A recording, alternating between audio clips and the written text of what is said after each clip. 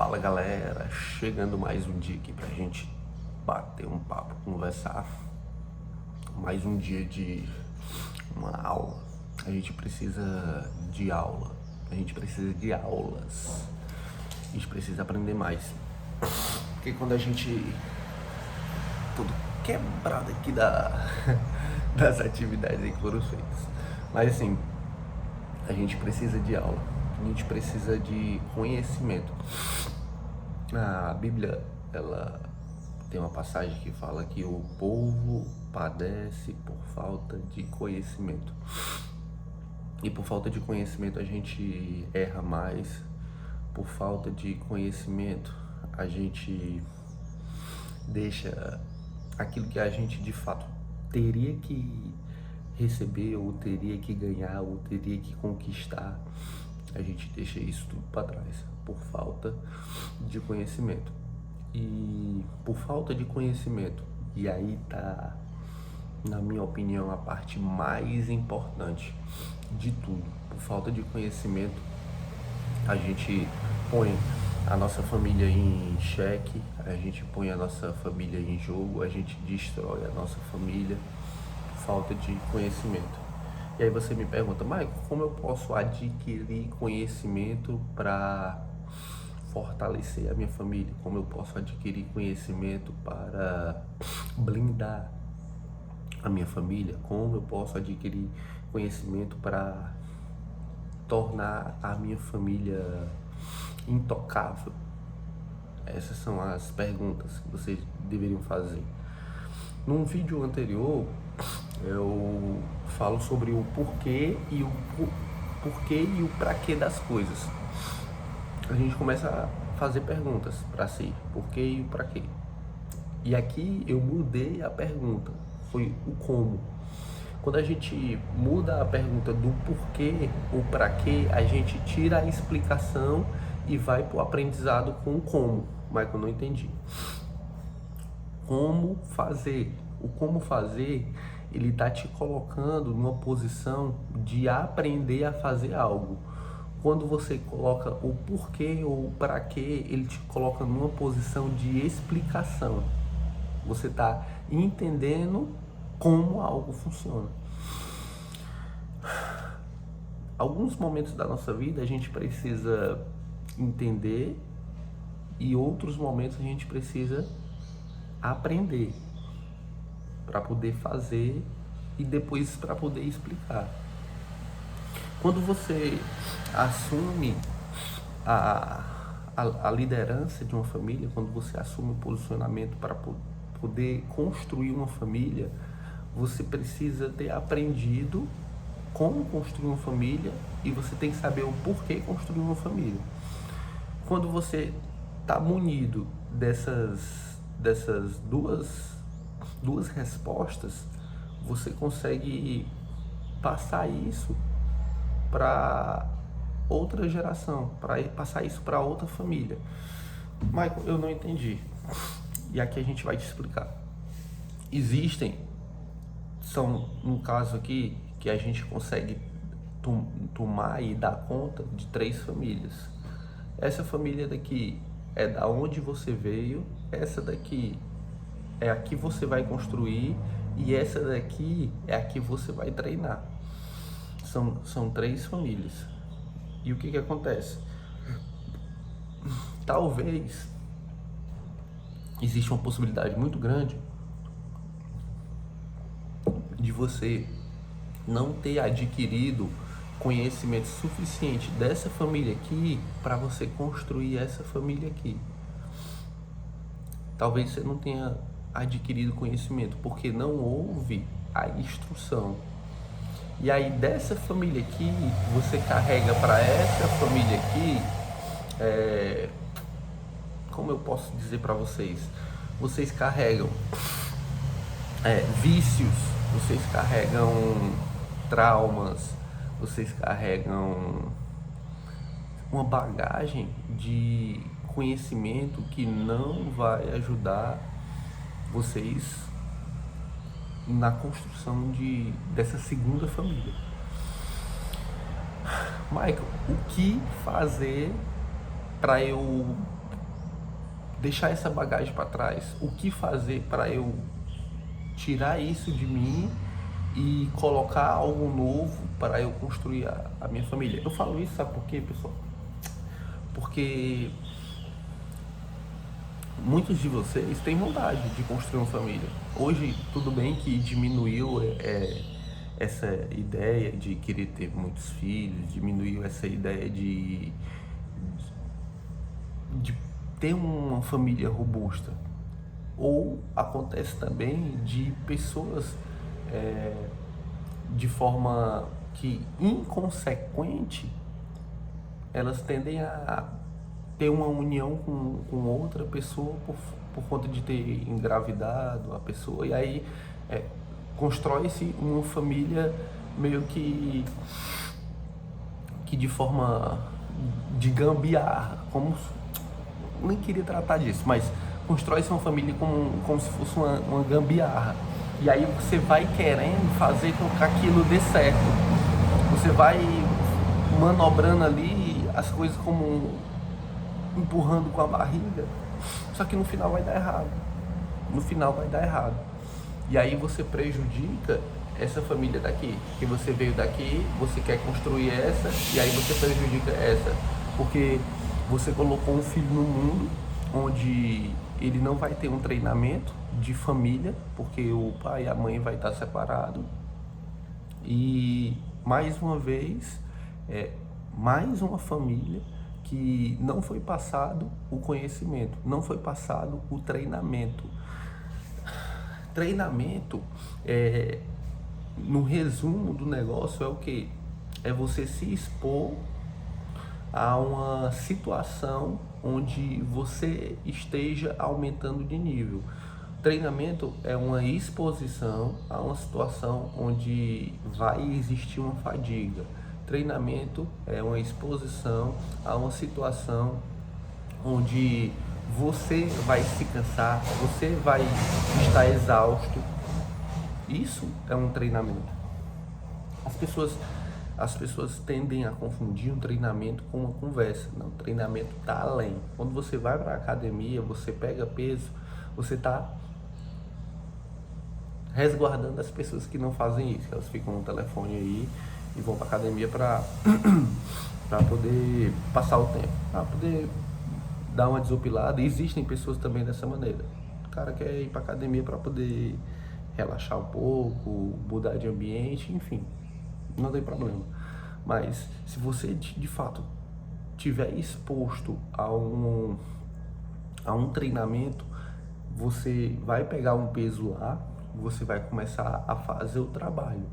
Ou seja, já vai começar difícil daí. Porque todas as vezes você vai ter que subir um pouco mais de nível. Ou você vai aumentar um pouco a carga, ou você vai aumentar a repetição, ou você vai fazer um exercício isométrico.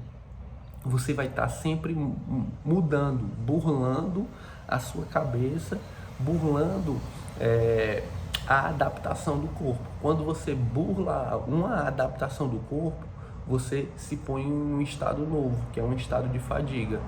E aí você vai progredindo. Isso é um treinamento. Quando a gente transfere isso para a família, a gente começa a colocar o treinado num estado de fadiga. Ou seja, não é só na conversa. Você vai capturar momentos, você vai precisar de momentos. Não é você vai chegar assim, senta aqui, vamos conversar. Quando acontecer isso, você vai fazer isso. Quando acontecer assim, você vai fazer assado. Treinamento de vida não funciona dessa maneira. Treinamento de vida funciona no ao vivo. Aconteceu algo, corrige. Aconteceu algo, corrige. À medida que você vai vivendo, você vai se expondo a novas situações. E quando você se expõe a novas situações, são novas oportunidades de treinar, são novas oportunidades de ensinar. E aí, essa é a dinâmica da vida, porque você precisa estar presente. Para você treinar uma família, você precisa estar presente. Como você vai treinar uma família estando longe? Que aí é o que muitas pessoas confundem. com prover e treinar. Às vezes os pais, eles têm a ideia de provimento. Então ele vai passar o dia fora, trabalha, constrói aquele patrimônio, coloca comida dentro de casa. Só que falta o treinamento. Falta a parte do identificar e corrigir. Identifica, corrige. Para você identificar e corrigir, mais uma vez eu falo, você precisa estar presente. Você precisa estar no dia a dia. Você precisa estar estudando, no caso, aquela criança, e fazendo projeções futuras de treinamento. Marco, não entendi. É simples. Você vai estudar a criança e você vai ver e analisar o comportamento dela. E você vai moldar, você vai modelar o comportamento. Ontem eu estava conversando com uma pessoa e a gente entrou nesse assunto de moldar e de modelar comportamento. Como eu moldo e modelo comportamento? Através da repetição, através do treinamento. Você repete de forma exaustiva, até chegar a um ponto onde você vai escrever ali na cabeça da criança uma informação, onde ela vai carregar essa informação para o resto da vida. Os 7 primeiros anos de uma criança os 7 primeiros anos de uma criança são a primeira parte do livro que você vai escrever. E esse livro vai estar rodando no inconsciente dessa pessoa. E, Michael, como é que faz para poder apagar um livro que não foi escrito de uma maneira correta? Boa pergunta. Se você consegue escrever um livro de forma com que você treine a criança e corrija um determinado comportamento dela, como eu faço para poder apagar aquilo que eu aprendi na minha primeira família e que hoje não faz sentido para mim? E aí, eu faço a pergunta para vocês, como fazer isso? Trazendo consciência. Quando você traz consciência, você consegue identificar e aí você consegue trabalhar nisso em cima. Não é que só trazer consciência, veja bem, não é que só trazer consciência vai resolver o problema. O problema ele é resolvido de identificar, de saber o que está acontecendo e atuar em cima disso. Não adianta você só ter a informação, você tem que agir também. Então, quando você identifica, agora faz sentido. Agora faz total sentido. O porquê que eu faço isso? Foi porque aconteceu aquilo lá um tempo atrás e isso reflete no meu comportamento atual. Só que para eu mudar o comportamento atual, eu preciso agir. E aí há mais treinamento. E aí vem a questão da dificuldade, vem a questão da perseverança, de manter e adaptar esse novo comportamento. Mas tudo se começa através da consciência. Quando você começa a correr, você precisa treinar educativos. O que são educativos? Educativos são treinamentos de passada, treinamentos de fortalecimento, tudo isso aí são educativos. Olha quem foi que chegou aqui, ó. Quem foi que chegou aqui? Olha aí. Olha aí quem foi que chegou. Ah, deixa aí, né, mano? Tu veio só falar comigo aqui. Então, tudo isso aí são educativos de treinamento. Todas as pessoas, elas têm uma passada diferente. Elas têm uma pisada diferente. E aí você vai adaptar a pessoa para o ato de correr. A maioria das pessoas, quando iniciam uma atividade de corrida, elas sentem dores. Dor no joelho, dor nas costas. E aí isso mostra a fraqueza de uma pessoa. Não é que a corrida faça mal para as pessoas, não é que a corrida prejudique as pessoas, mas elas precisam adaptar o corpo para uma nova modalidade. O corpo ele não está acostumado para isso. Esse corpo ele não está forte o suficiente para poder fazer essa atividade. Na mesma coisa a musculação. Quando você vai fazer musculação, existe uma dor tardia, que é uma dor de que você rompeu a fibra, de que você está mudando o estado daquele corpo. Na corrida você vai adaptar a sua passada, você vai repetir, você vai fazer exercício, você vai começar a flexionar a perna, você vai começar a dar a passada de forma correta. E tudo isso aí precisa ser repetido, precisa ser treinado. A mesma coisa é a família. Você identifica o que está errado e treina. Só que qual é o problema? As pessoas não têm tempo para fazer isso, as pessoas não têm consciência para fazer isso, as pessoas deixam passar batido várias situações e aí você começa a perder o controle. Quando você não tem o controle da situação, quando você não tem o controle do direcionamento familiar, aí descamba para dar errado. E é o que a gente vê mais hoje. Todas as vezes que a gente vê uma família se destruindo, foi porque o controle foi perdido há muito tempo atrás. Ou foi porque o controle nunca foi tomado. Ou seja, já começou descontrolado. E não funciona assim. Não funciona assim. Toda família, ela tem que ter disciplina. Na verdade, tudo que você for fazer na vida, você tem que ter disciplina. E para a família também. Me diz quando foi que você ouviu falar disso. Não escuta porque não aprendeu sobre isso. Não escuta porque ninguém explicou sobre isso. Não escuta porque isso não é uma coisa comum. Vou dar um exemplo sobre a mesa. A mesa talvez seja a coisa mais importante de uma casa. A mesa. A mesa é a coisa mais importante de uma casa, porque é sentado na mesa que você vai fazer uma refeição. É sentado à mesa que você vai conseguir olhar nos olhos do seu filho. É sentado à mesa que você vai fazer perguntas de como foi o dia. É sentado à mesa que você vai entender como funciona a emoção da sua família.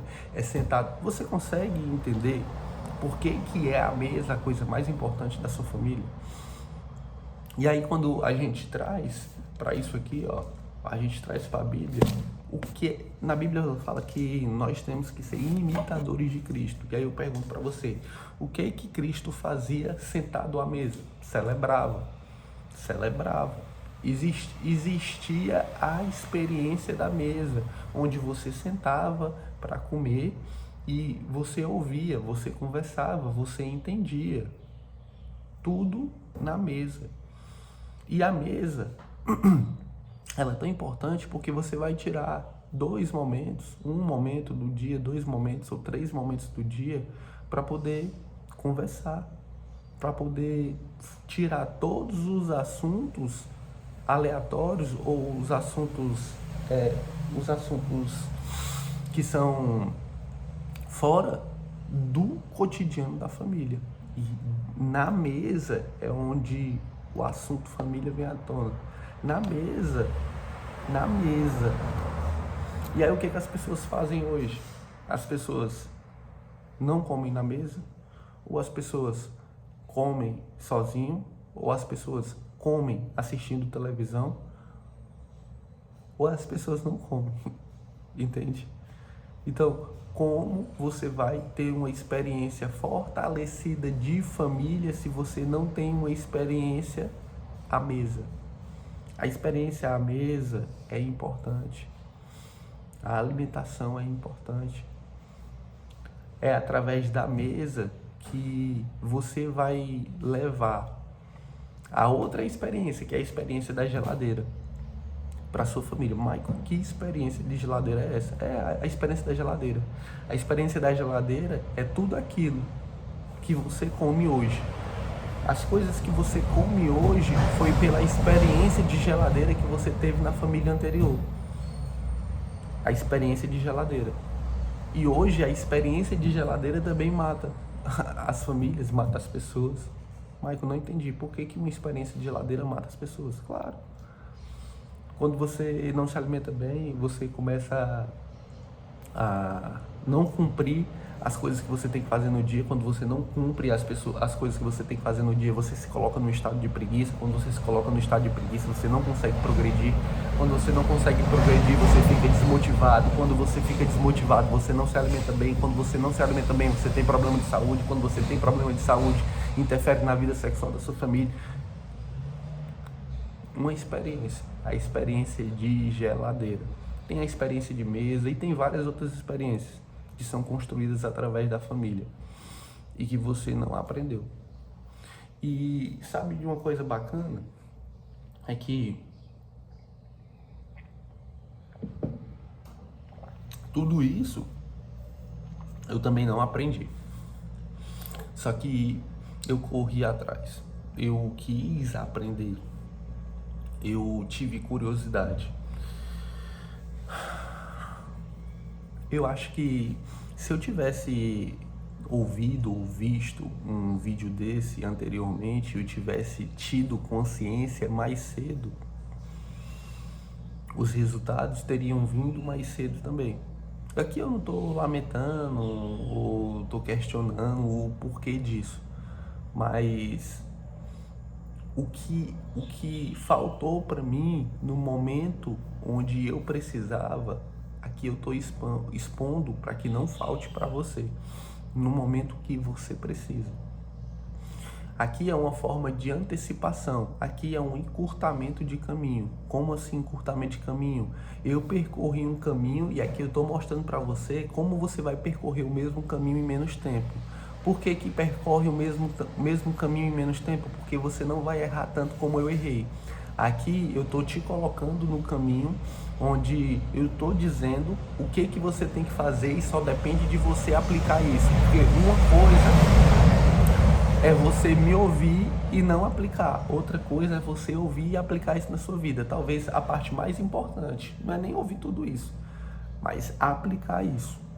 Aplicar isso. Se você assistir 1 minuto desse vídeo e entender a essência e aplicar, pronto. Aí você resolve muita coisa. Mas a parte mais importante é, se eu tivesse visto alguém falar sobre isso há um tempo atrás, eu teria economizado tempo até chegar aqui onde eu estou. E aqui é o que eu posso, e o que eu devo, e o que eu quero fazer por você. E que eu espero que você faça para outras pessoas.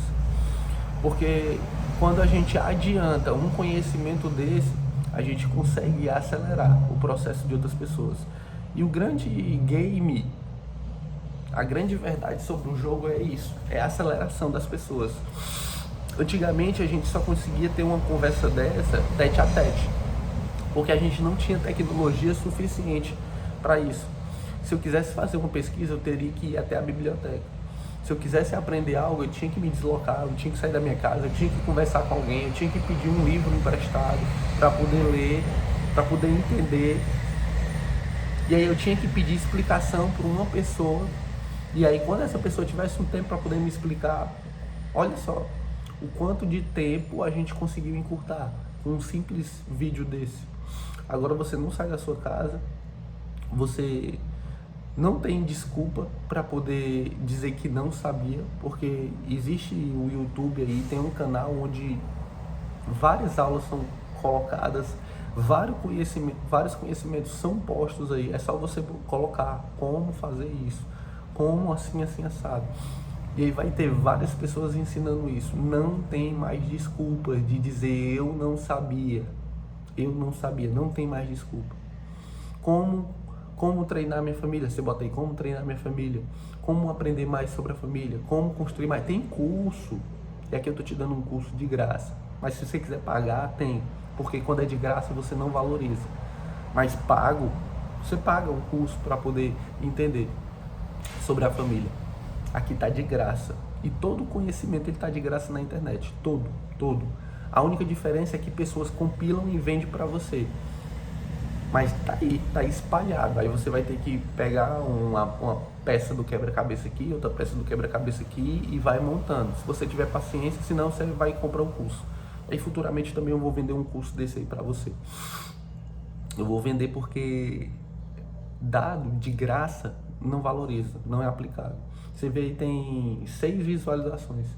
Esses vídeos vão ficar aí por muito tempo nessa plataforma aí no YouTube. Vão ficar. Vai chegar um dia que vai ser tirado. Mas até agora vai perdurar aí. Vai perdurar para várias pessoas atingirem, ou várias pessoas pegarem e chegarem nesse estado de consciência. É importante. É importante. Vamos aqui para nossa leitura. A gente está na Provérbios 6. E aí essa aula é a aula 6. É interessante que esse Provérbios ele foi dividido em situações onde o homem consegue errar mais na vida. Como assim? A gente vai aqui, ó.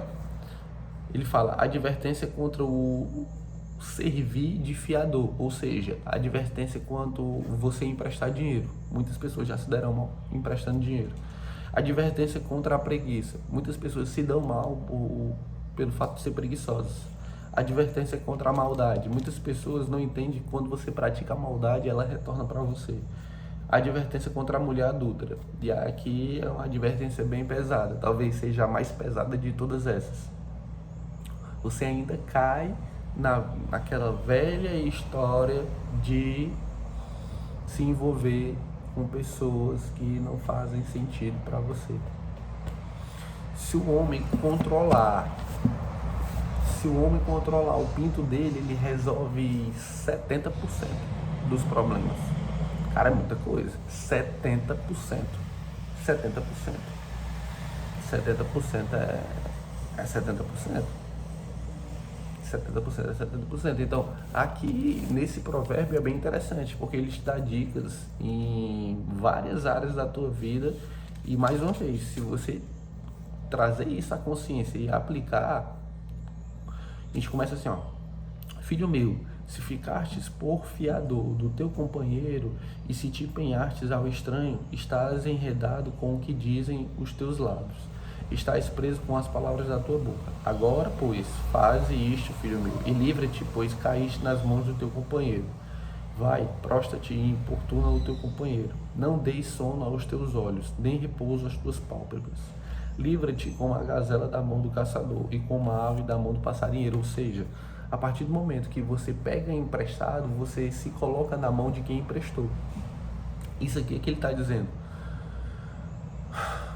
E é bem delicado, porque aqui a gente vai ter que entrar no assunto de finanças, mas para a gente encurtar e para você entender, aqui eu não estou dizendo que você não deva pegar emprestado, mas se esse valor que você pega emprestado seja para construir mais, se esse valor que você pega emprestado seja para retornar um valor financeiro maior, beleza, tá valendo.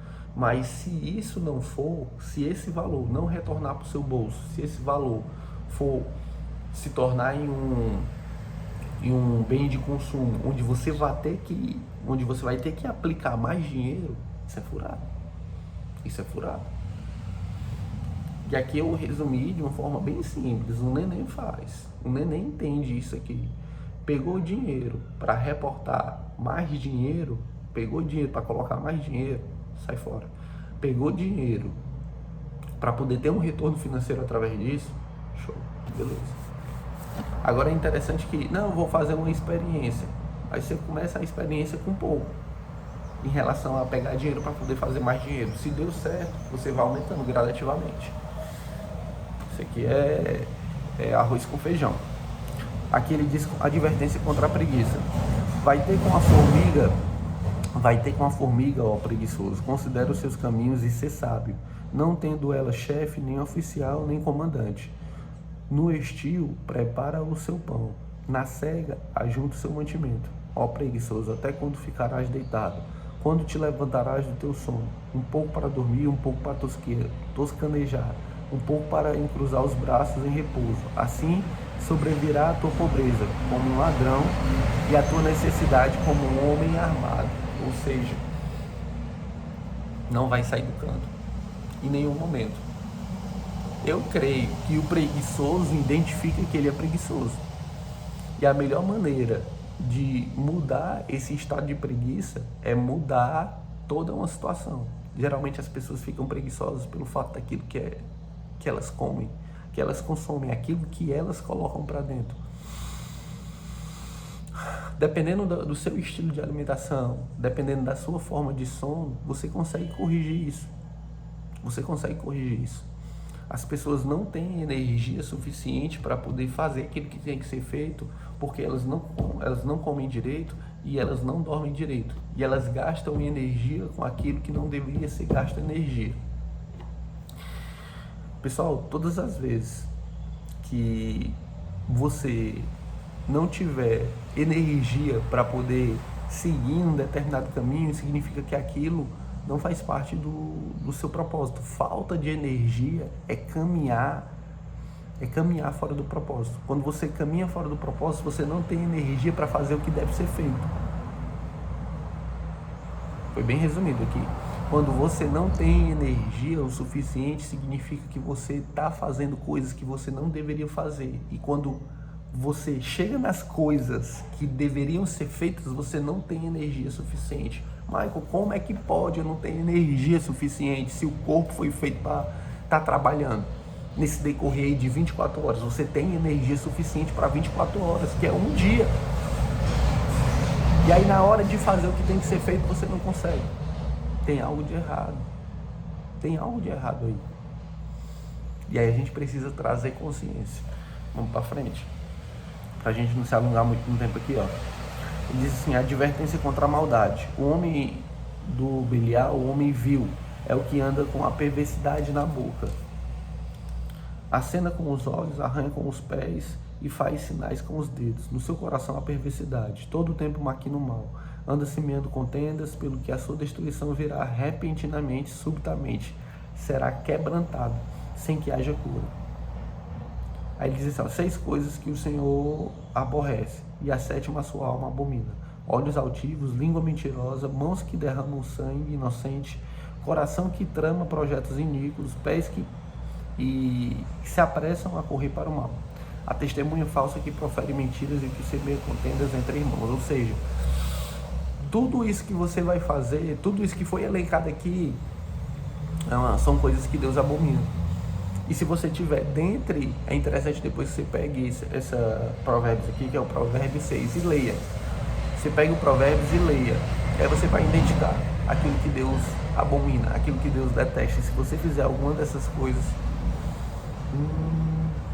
não vai dar muito legal. Beleza? Tem mais algumas coisas aqui pra gente ver, mas a gente vai encerrar o vídeo. Já estamos com 32 minutos, vamos fazer uma oração. Respira, solta o ar, respira. Solta o ar. E a gente começa assim: ó, Pai, te rendo graças pela tua bondade, pela tua misericórdia. Se renovam todos os dias. Obrigado por mais um dia, obrigado por mais essa oportunidade de colocar a tua palavra. Obrigado pelo treinamento da minha família, onde cada pessoa aqui possa treinar a sua família, onde cada pessoa aqui possa construir a sua igreja. Cada família é uma igreja, onde a gente precisa falar, onde a gente precisa educar, onde a gente precisa construir tijolo por tijolo. E que a gente consiga fazer muitas igrejas fortes, que a gente consiga fazer muitas famílias fortes. Que a família de cada pessoa aqui consiga ser exemplo para outras famílias, que consigam ajudar outras famílias, que consigam encurtar caminhos para outras famílias. Que nós sejamos encurtadores de caminhos de outras pessoas. Que a gente perca a vergonha, a timidez de falar e de se abrir, de dar o testemunho, de dar um exemplo, onde serve de ajuda para outras pessoas.